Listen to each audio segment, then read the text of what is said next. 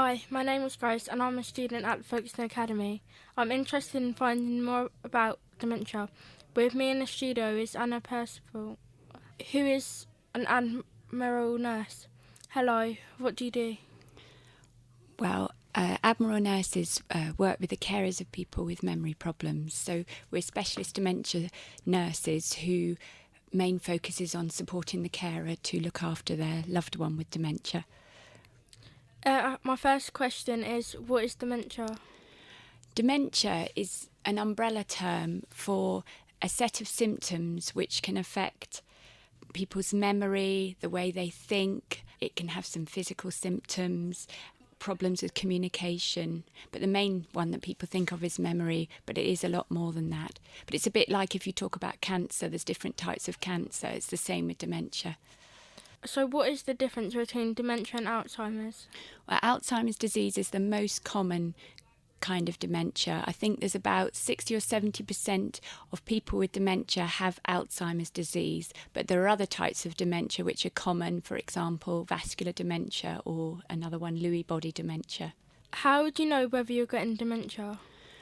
Well, now you might not know because often it's the families who notice there's something wrong first. And they now say the dementia might start maybe in your 50s or 60s, but you might not realise until your 70s or 80s. And the first things that most people notice is they're forgetting things or they're getting lost or things they used to be able to do they can't do anymore. What causes dementia? Well, there are a number of things that cause dementia, but in each case it's damage to the brain that's causing the symptoms that you get. And it's what damages the brain that can be different. In Alzheimer's disease, it's something called plaques and tangles, which are like bits of cotton wool almost in the brain that take over the brain tissue. In vascular dementia, it's damage to the blood supply that makes bits of the brain die off. So it can have different causes. How many people develop dementia? Well, I think the statistics are that there's about 820,000 people in the UK with dementia diagnosed, but I think that that's just the tip of the iceberg because there's many people who have memory problems who never get a diagnosis because they don't want one or they don't have access to one. If a family member has dementia, what are the chances of someone getting it? Well, most types of dementia are not hereditary, but there are types that are. For example, some people who get Alzheimer's disease very young, in their 40s and 50s, there is a particular type of Alzheimer's disease which does run in families. There are other types of dementia, for example, Huntington's disease, which do run in families, and you've got quite a high chance of developing it, maybe even 50-50. But something like Alzheimer's disease, you often, in my work, I'll meet a family and they'll often say, oh, my mum was like this. But then as many times they'll say, we don't have it in the family. So it really does depend on the type.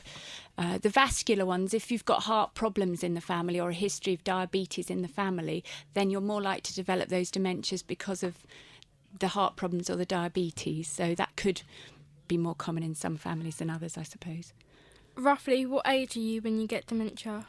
Well, you can develop dementia at any age, but it's much more common in people who are age over 65.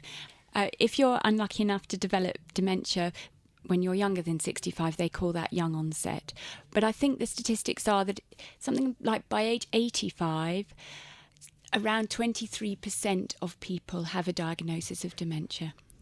Finally, can you live a happy life with dementia? I definitely think you can.